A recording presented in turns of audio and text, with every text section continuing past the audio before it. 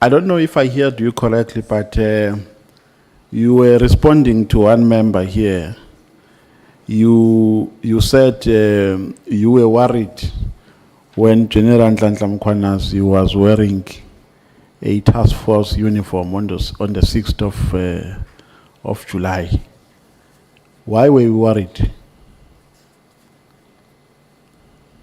Yeah, I'm quite comfortable with your uniform.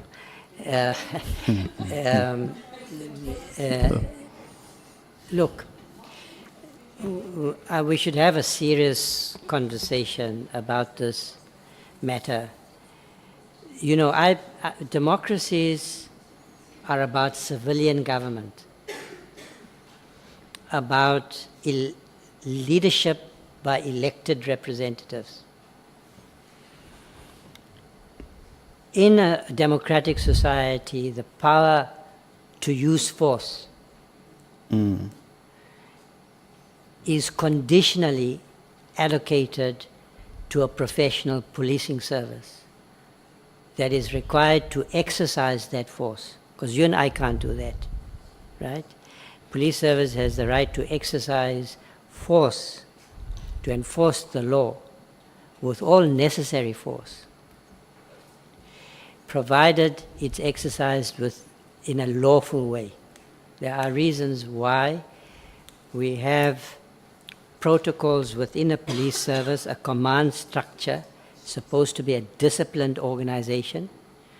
The line of command, the structure of authority in a police service has to be respected, because that is a sine qua non of its ability to function efficiently as a law enforcement agency. That's my first argument. The second is that in a democracy, it's important for a clear separation between political authority and the military, for instance. The military has to understand that they exercise their powers, their incredible powers, subject to the parameters of a civilian state. And that is true also of the law enforcement, the police. Now, when I saw that image, and of course what was being said, and it wasn't just the military fatigues, but the fact that they were armed and so forth, my initial impression was, what's going on? I mean, is this South Africa? It conjured up images in my mind of a kind of coup d'etat. Now, that's it. So I said, because, you know, I have to be honest about these matters, that was my initial response in my head, and I said so publicly. But I also said that the issues that he raised were extremely important, and that if it turns out that he raised those matters outside of the normal structure of command and discipline in the police service, and without engaging his political principles, if he made those statements, if it turns out to have been correct, and the evidence so far before the Madlanga Commission, not only by the general himself, but also particularly by those three witnesses which apparently corroborated what he said, then I would say that there is already there is compelling evidence in the public domain which suggests that he was behaving as a whistleblower who should then be protected by the law. Okay? Yeah. And in an exceptional situation, in the kind of situation that we are in, conduct outside of the norms, which are themselves constraining access to the truth, may be justified. And I stand by that. And I hope, I'm sure that the Commission will come to conclusions which will clarify that matter. But I think even General Mkhwanazi, and I had a very respectful and pleasant engagement with him in the meeting that I had with him. And I said to him, it was an honor for me to meet you.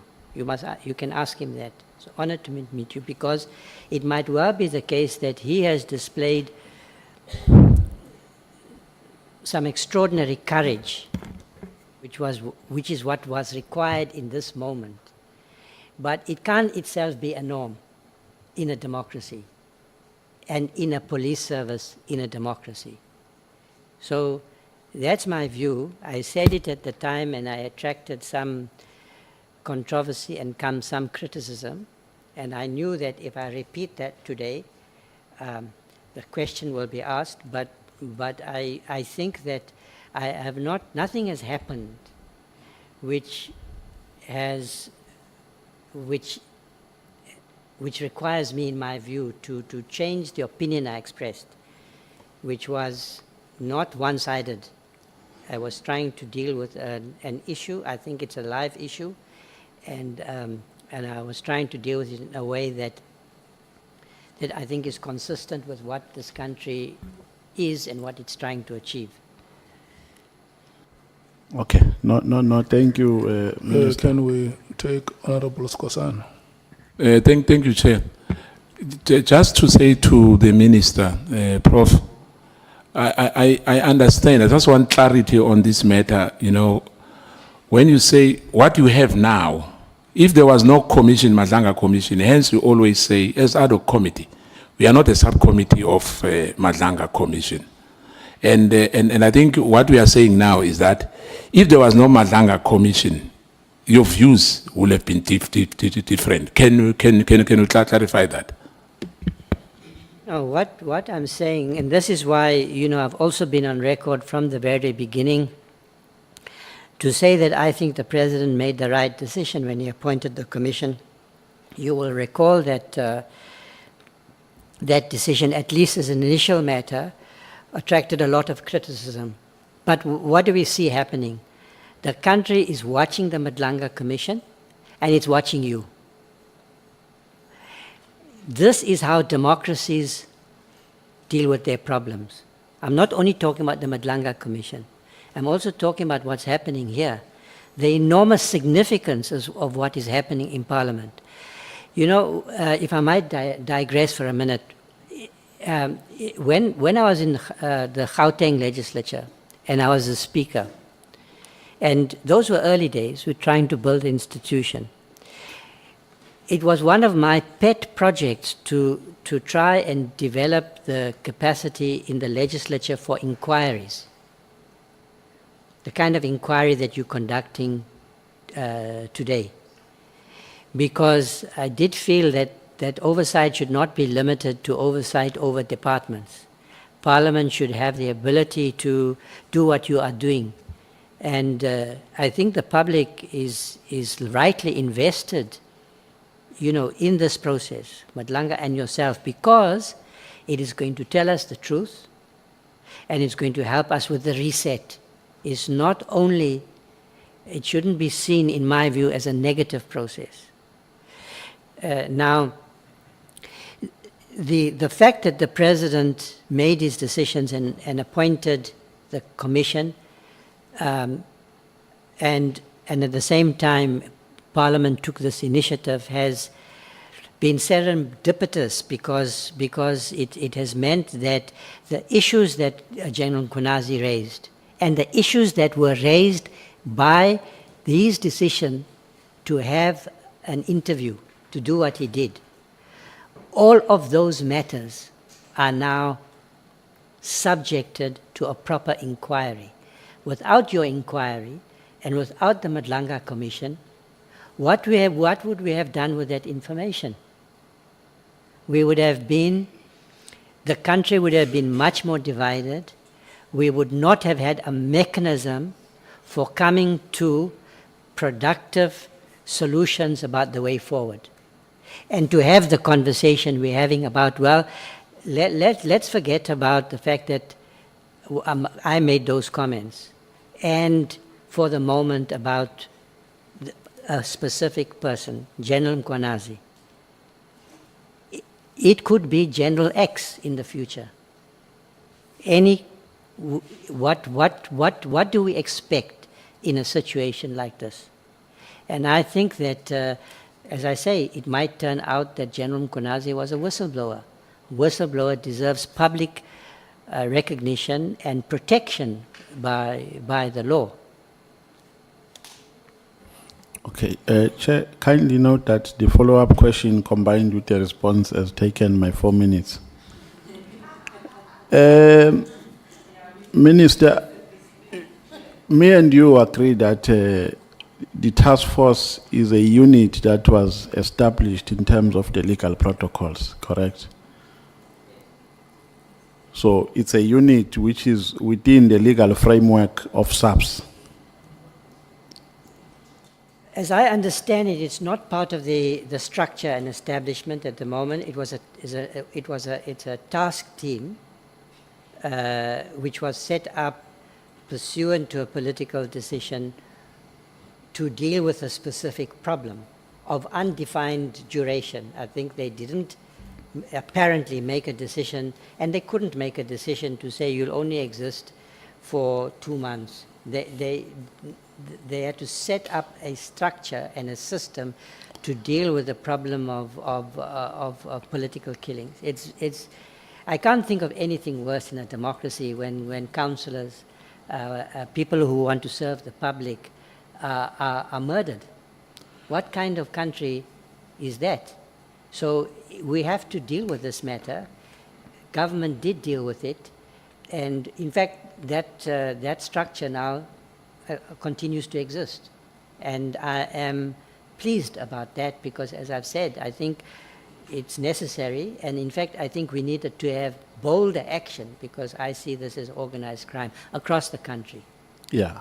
So, Minister, if the task force is a legal structure, whether it's a task team or a unit, which is within legally so the framework of SAPS, then why are you becoming worried while crime is rife in South Africa, when police are displaying their strength in front of cameras in uniform? Because the task force is one of the task teams which are well respected or which are feared by criminals.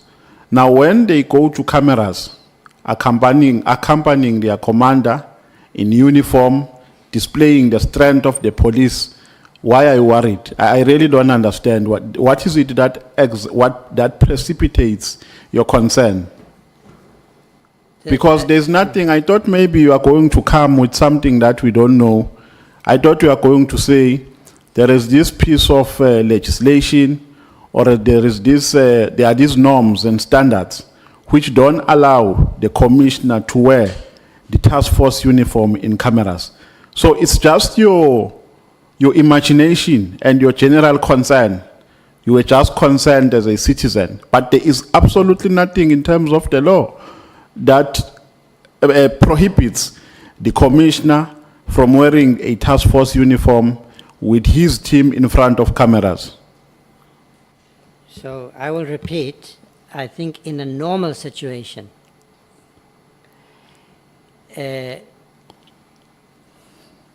police officers in a disciplined police organization respect the authority structure. And where there are concerns, therefore, they raise that matter with their immediate superiors and so forth. That's how a policing structure works. Otherwise, there's a breakdown of discipline. And that discipline is essential for effective law enforcement. I also think, and we can disagree with this, about this matter, we can disagree, plainly appears we do.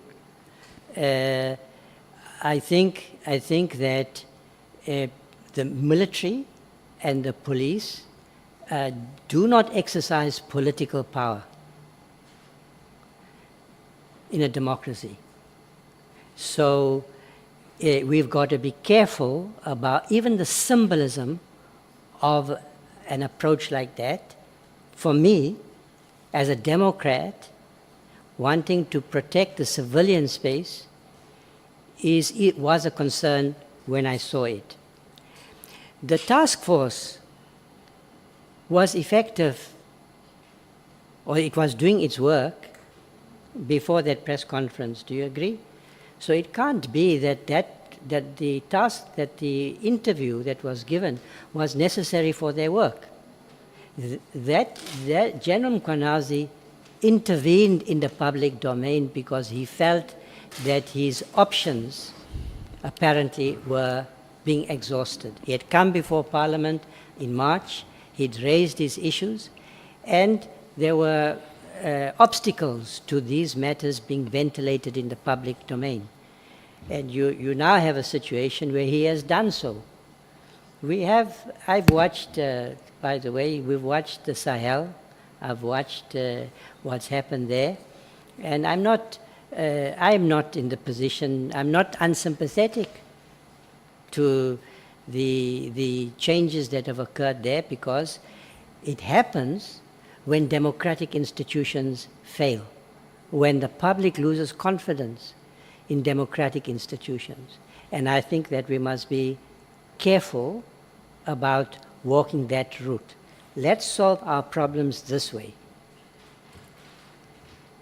not by assuming that the solution is going to come from our generals, our solutions to political problems, because it's a political problem. If you talk about law enforcement, the issues are, in my view, they're about strengthening the capabilities of the police service, detective services, dealing with crime intelligence. That was not a solution to the problem of crime. He was intervening in the political space, and it might be that he felt, he must talk for himself, he might felt that he had no option, but that was a last resort. It's not something. I certainly do not, as the minister, want to encourage, and I will not encourage police officers to ignore the rank structures, the structures of discipline and decision-making within the police service. It's as simple as that. Yeah, but Minister, we are speaking as if the general never attempted to raise things from within before he went to the media. I mean, he testified before all of us that he made attempts, he tried to reach out to the minister, and he lost confidence in the system. So we can't ignore that. Secondly, the second aspect that you are talking about of political power, that the police can't exercise political power. There is nothing that suggests that the press briefing on that day had anything to do with political power. It's concerns that were raised on the infiltration that is vast and intense within SAPS. So there's nothing that suggests that that has anything to do with political power. So I've been trying to establish nexus between your concerns and what transpired on the 6th of July. And unfortunately, I'm failing to connect the two. But because of time, let me move to another question, because to deal with your issue, because with respect, I mean, did I not say that he had appeared in Parliament on the 5th of January and it raised his concerns, and that what might justify his decision was precisely that he felt that the important matters that needed to be ventilated in the public domain in exceptional circumstances, that he wasn't getting that hearing, those matters were not being ventilated. So on that matter, that one we are in agreement. So no reason to emphasize the point as if we are not in agreement. On the second matter, we don't agree. We don't agree. I think that there ought to be there's a separation. Political powers exercised here by elected representatives. That's how our system should work. When it's not working, then people will take extraordinary measures, and that is a slippery slope. So what I'm saying is strengthen your democratic institutions so that it's not necessary. Fight corruption. Protect the integrity of your institutions. Then it won't be necessary for General Mkhwanazi to take the extraordinary steps that he did. And I'm saying to you, it might well turn out that he was completely justified. So in doing what he did. There too we can agree, can't we? Okay. Now, let's move to another one, Minister. On the 29th of August, you issue a statement in which you were talking about the remarks that were made by the National Commissioner. And you came in SAPS because of an abnormal situation that was alleged to be prevalent. So you came in to rescue the situation as a minister. That is the summary of my thought. Now, the National Commissioner makes a remark, and then you engaged him through a statement. Without even, because a statement is not only addressed to the department, but it's addressed to the whole world. So the first thing you do, without calling him to a meeting first, you issue a statement, you engage him through a statement so that everybody in the world can see that you are engaging each other in a manner that you are engaging each other. Now, do you think that was appropriate? Were you not maybe supposed to, since you were called to rescue the situation, to rise above, even if the commissioner was wrong, but to call him to a meeting and say, Commissioner, what are your concerns?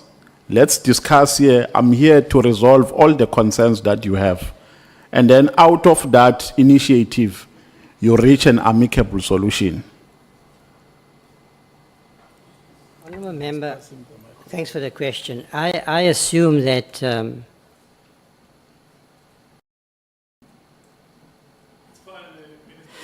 I assume that you've read my statement. But if you have read my statement, you have to consider why I am puzzled by the question. So, in the documents before you, my statement and the annexes, there is my letter of the 20th of August. In your preparation... I've seen the letter. Okay. Well, that's why I'm puzzled by your question. You say, I didn't meet him. My letter says, I have discussed this matter with you in 2 meetings. Do you see that? Yes, yes. Okay. No, I've seen the letter. You can speak. Okay. So I did meet him. Yes. Okay. I say the second one occurred in the presence of the Provincial Commissioner of KwaZulu-Natal, Lieutenant General Mkhwanazi. This matter has generated some public interest. I requested your opinion on the matter and asked for an update on how this matter was being handled, how it should be handled going forward, and I would appreciate your written response. This is after failing in our verbal communications to reach clarity. Please advise on when I can expect your response. I'm the Minister. I write to the National Commissioner on the 20th of August after having several engagements attempting to understand a matter of crucial importance to the public. I write to them on the 20th of August. I don't get the report. The General issues a public statement, wasn't a private statement, was a public statement covered in the media about what he has done with the dockets. What I had been told is that the task team had been disbanded and that the dockets were being redistributed. What he says publicly is that the dockets have been sent back to KwaZulu-Natal, and it now turns out from his testimony that they had taken the decision earlier. Now, I got his report sometime later, after he issued that public statement and after receiving my letter. Now, you might want to dwell on this matter. What did I then do? Yes, I issued that public statement. I'm the minister. I expect the commissioner to communicate properly with me and to answer questions, to respond to my requests, my lawful requests, if you want to put it that way, right? Now, after that, so I think perhaps, with respect, member, you are flogging a dead horse, because we met subsequently. We issued what is the statement on the 2nd of September was a joint statement. Statement is before you. What does that statement say? That statement said, we met together, we discussed our issues in a mature manner, we agreed that we have to treat each other with respect, respecting each other's roles, and that was the end of the matter. Yeah. So, you know, you've asked me questions about what happened on the 6th of July, long before I was appointed, and you expressed some interest in my immediate responses as a private citizen, which of course I ventilated publicly, and which I do not withdraw. Yes. I've said so. And on this matter, in my statement, in the annexes, and in the questions, in the evidence that was led, I dealt with the matters that you are now returning to, and I clarified those matters. Yeah, no, the reason why I was asking you about the events of the 6th of July is because you made a remark about them. So you invited a question. Now, two, I don't know what makes you to be convinced that I've not read your letter. I've read it and I understand what is entailed in your letter. The meeting that you talk about came after the fact. My concern here is on the 29th of August, where as a minister, you issued a letter, a statement. The letter that you issued on the 20th requests for a report from the commissioner on the status of the PKTT. And then you don't get that report. The national commissioner makes remarks, and then you reply to his remarks by a statement. And in your statement, you talk about a very sensitive issue, the issue of dockets, and that your expectation was that the dockets will go to the commission that was established by the president. Now, I'm saying to you, I never think I have not read anything. I've read everything here, so we are not going to collapse by trying to make me appear as a person who's not prepared. I'm well prepared for you here. Now, you write a statement. You talk about dockets, which is a very sensitive issue, which required you to call the national commissioner in one office to say, National Commissioner, I've been called here to intervene as an acting minister. And you don't do that, you just issue a statement. So do you still think that was appropriate for you, Minister, to engage the national commissioner through a statement on sensitive issues which relate to dockets?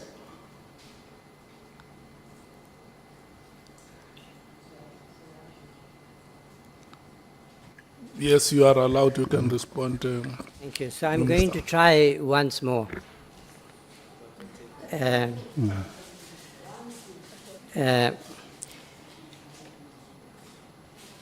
had a series of engagements with the National Commissioner from the time of my appointment on the question whether the PKTT still exists, and if not, what had happened to the dockets. Why? Because the dockets contained evidence of ongoing investigations of assassinations. I and the public, and particularly the families of those who had been murdered, have an interest in the integrity of those investigations. I have reported that the Commissioner informed me that while he didn't agree with the decision, the instruction he received from the Minister Nkunu, he had disestablished the PKTT and redistributed those dockets. Now, where were those dockets? Were they with General Sabia? Where were those dockets? I asked, where are those dockets?